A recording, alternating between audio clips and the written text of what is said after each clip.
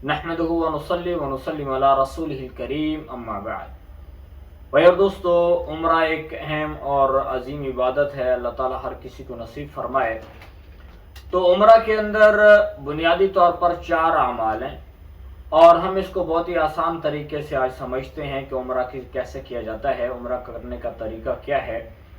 تو عمرہ کے اندر بنیادی طور پر 4 اعمال ہیں، ان میں ایک ہے احرام باندھنا، دوسرا طواف کرنا، تیسرا سعی کرنا، اور چوتھا عمل ہے حلق یا قصر کروانا۔ اب رہی بات کہ جو احرام باندھنا ہے، جب کوئی مسلمان عمرہ کی نیت کرتا ہے تو اس کو چاہیے کہ سب سے پہلے وہ احرام باندھے گا، اور احرام باندھنے کا طریقہ یہ ہوتا ہے کہ پہلے غسل کرنا چاہیے، اگر غسل نہیں کر سکتا تو وضو کرنا چاہیے، اور وضو کرنے کے بعد وہ 2 چادریں پہن لے گا اور عمرے کی نیت کرے گا، اور نیت کرنے کے ساتھ ایک مرتبہ بلند آواز سے تلبیہ کہے گا، لبیک اللہم لبیک لبیک لا شریک لک لبیک ان الحمد والنعمت لک والملک لا شریک لک۔ تو یہ تلبیہ کہے گا، اور پھر یہ اس کو عمرہ احرام باندھنے کے بعد یہ خانہ کعبہ کی طرف آئے گا، اور جب اس نے احرام باندھ لیا تو اب اس کے اوپر پابندیاں لازم ہو گئیں جو احرام باندھنے کی ہوتی ہیں، جیسے اب یہ سر نہیں ڈھانک سکتا، اور مرد جو ہے وہ سلے ہوئے کپڑے نہیں پہن سکتا، اور ایسا جوتا کہ جو اس کے پورے پاؤں کو ڈھانک دے وہ نہیں پہن سکتا، اور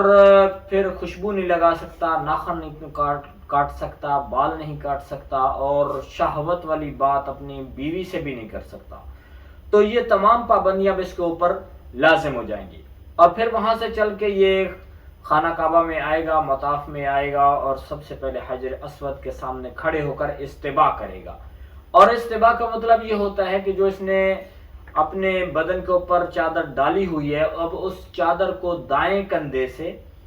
ہٹا کر یہ بغل کے نیچے سے گھماتا ہوا بائیں کندھے کے اوپر ڈال دے گا، یعنی دائیں کندھے کو ننگا کرے گا، اس کو استباء کہتے ہیں۔ اور پھر اس کے بعد اسی حجر اسود کے سامنے کھڑے ہو کر استقبال کرے گا، یعنی اللہ اکبر کہتے ہوئے اپنے ہاتھوں کو ایسے کانوں کی طرف اٹھائے گا اور دعا پڑے گا، بسم اللہ اللہ اکبر لا الہ الا اللہ وللہ الحمد والصلاۃ والسلام علی رسول اللہ۔ تو دعا پڑھ لے گا، اور دعا پڑھنے کے بعد یہ استعلام کرے گا۔ استعلام کا مطلب ہوتا ہے کہ حجر اسود کو چھونا۔ اگر حجر اسود کے بالکل قریب ہے تو وہ اس کو چھو سکتا ہے، اس کو بوسہ دے سکتا ہے، لیکن اگر وہ حجر اسود کے قریب رش ہے تو ایسی صورت میں دور سے کھڑے ہو کر اپنے دونوں ہاتھوں سے ایسے اشارہ کرے گا جیسے اس نے حجر اسود کو چھو لیا ہے، اور پھر دونوں ہاتھوں کو چوم لے گا، اور چومنے کے بعد اپنا یہاں سے طواف شروع کر دے گا، اور ایک چکر جب یہ گھوم کر پھر اس حجر اسود کے سامنے آئے گا تو پھر استعلام کرے گا۔ تو جب یہاں پر پہنچے گا تو یہ ایک اس کا چکر مکمل ہوا، اور یوں اس نے 7 چکر مکمل کرنے ہیں، اور اس کا 7 چکر مکمل ہونے کے بعد اس کا طواف مکمل ہو جائے گا، اور لیکن جب 7ویں چکر پہ پھر آئے گا تو پھر اس نے استعلام کرنا ہے۔ تو یہ اس کا یعنی طواف ہے۔ اور طواف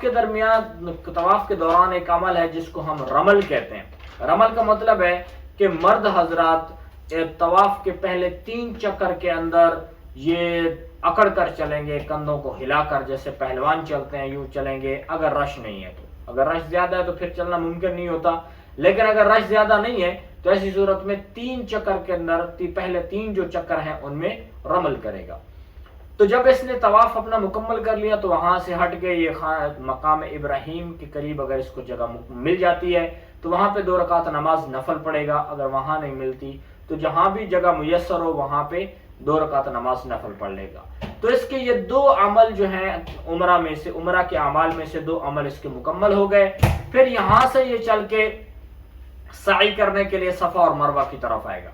اور جب مقام اس صفا اور مروہ کی طرف آئے گا تو یہاں سے پھر سعی کے لیے چلے گا، صفا سے مروہ کی طرف، مروہ سے صفا کی طرف۔ تو اس نے یہاں پر بھی 7 چکر لگانے ہیں۔ تو جب یہ صفا سے چلے گا مروہ تک پہنچے گا تو اس کا 1 چکر مکمل ہو جائے گا، وہاں سے جب واپس مروہ کی طرف آتا ہے تو پھر اس کے دوسرا چکر مکمل ہو جائے گا۔ تو یوں اس نے 7 چکر مکمل کرنے ہیں سعی کے۔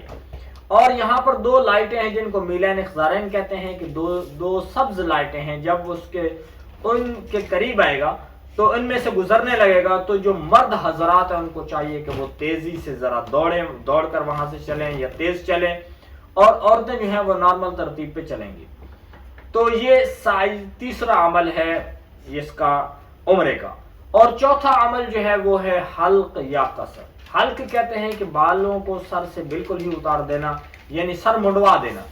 اور قصر کا مطلب ہے کہ بالوں کو ایک انگلی کے پورے کے برابر کٹوا دینا۔ تو مرد حضرات کے لیے افضل یہ ہے کہ وہ حلق کروائیں، اگر قصر کروائیں گے تو بھی ہو سکتا ان کا عمرہ مکمل ہو جائے گا، اور عورتوں کے لیے صرف قصر ہے۔ تو اس طرح سے اس کا جو یہ عمرہ کا اعمال ہیں، یہاں پہ چوتھا عمل اس کا مکمل ہو گیا، اور پھر اس کے بعد اس کا عمرہ جو ہے وہ مکمل ہو جاتا ہے۔ تو اللہ تعالیٰ کا شکر ادا کرے کہ اللہ تو نے مجھے توفیق عطا فرمائی اور اس کا عمرہ مکمل ہو گیا۔ تو اللہ تعالیٰ ہر مسلمان کو اس عظیم عبادت کرنے کی توفیق عطا فرمائے۔